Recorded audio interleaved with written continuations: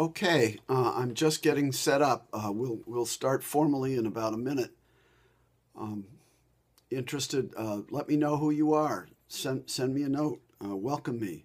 Welcome to you, and say hello.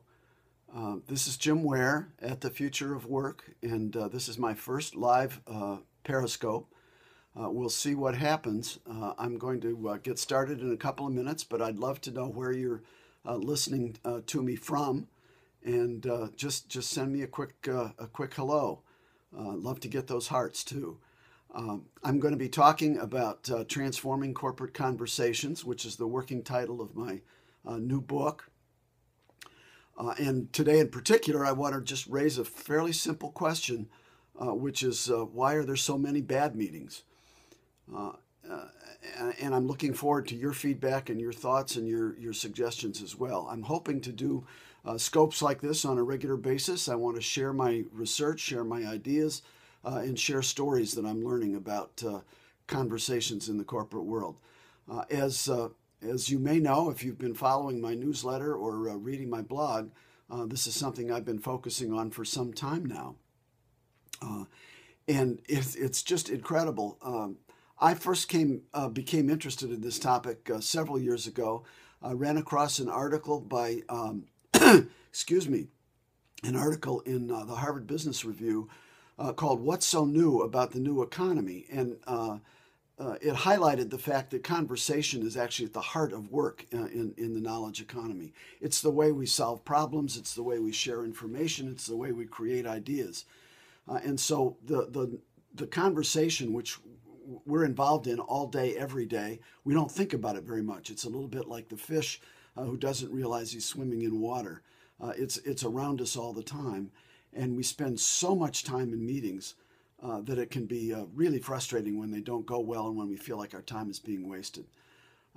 To me, one of the most interesting things I came across in my research is that there are over 11 million meetings in corporate America every single day. 11 million, just think about that.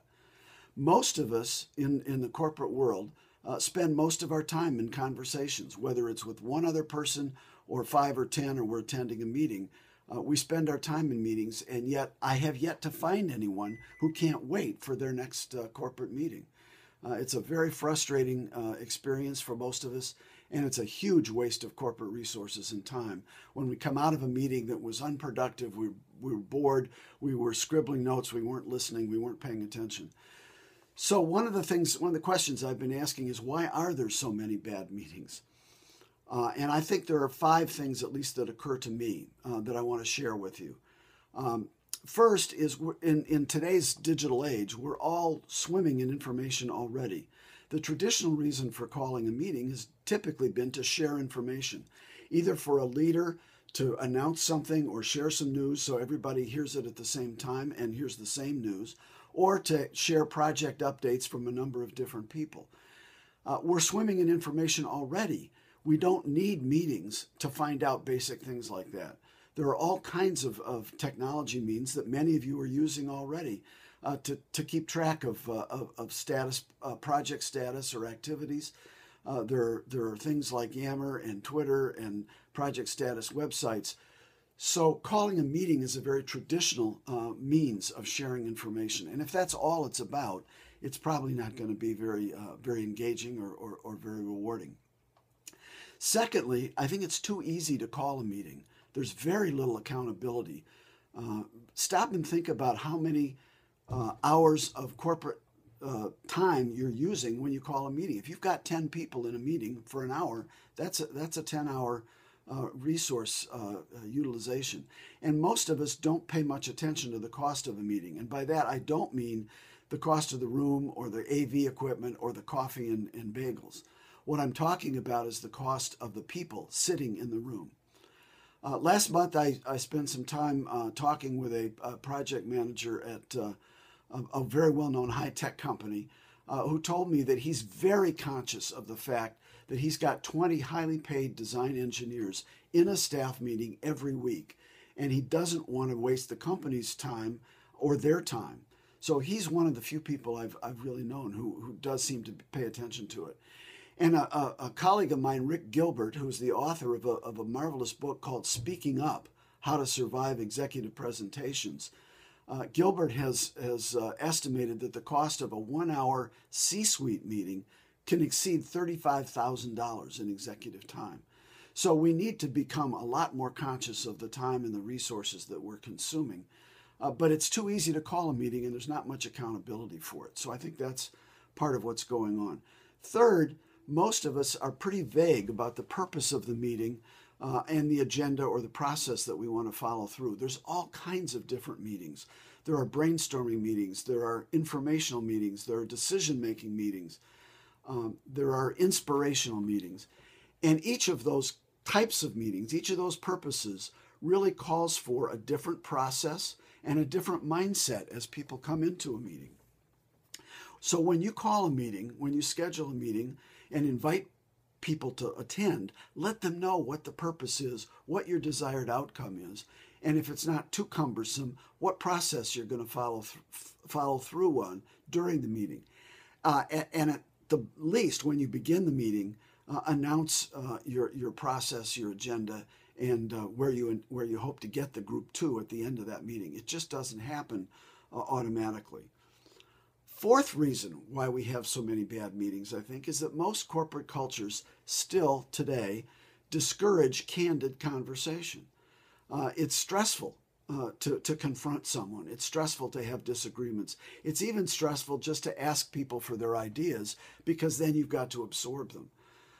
There's a tendency, I think, in many organizations toward what the experts have called for years groupthink, the tendency to assume agreement with ideas and not to raise any concerns or questions.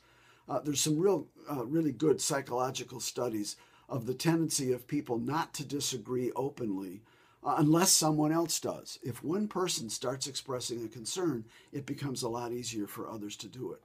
But again, most corporate cultures discourage disagreement and conflict. And so we sit and we take things in and we think to ourselves about what's going on, but we're not particularly willing to share those ideas.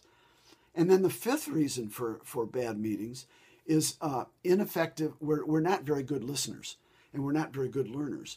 We're all so stressed at work today. We're doing so many things and we have our own purposes and our own things to focus on that it's really hard to absorb other ideas or new information, even if they don't conflict with our own ideas. It's just hard to absorb it. We find it stressful to listen and to take in and to think through and to act on the consequences of new information. So when we're all overstressed and working really hard, it's extremely difficult to pay attention to other people. So that's 5 things. I'm sure there's 10 or 15 more, and I'd love to hear from you about your ideas and your perspectives regarding the meetings you attend. I wrote about these ideas. If you'd like to follow up and see something in writing about the 5 factors I just talked about, go to my blog, www.thefutureofwork.net/blog, and in the search box, type in bad meetings, and you'll find very quickly the newsletter blog post I put up in early August. It's called Why Are There So Many Bad Meetings? And I hope you'll drop by there. Leave me a comment, leave me some comments, or send me an email. My email address is jim@thefutureofwork.net. I'd love to hear from you, not only about bad meetings, but about this Periscope experience. Did you find it helpful? Did you find it useful? I'd like to begin doing this on a regular basis, partly because I want to share more of my research, more of my ideas as this book comes to conclusion. Look for it in bookstores near you near the end of the year or early in 2016. The working title is Transforming Corporate Conversations, New Rules and Cool Tools for Leading High-Performance Teams in the Digital Age. I hope you found this useful. It's been an interesting experiment for me, and I'm looking forward to doing it again. Thank you very much for being with me. And again, I'm looking forward to doing this some more and hope you'll give me some feedback. Thanks an awful lot and have a great day.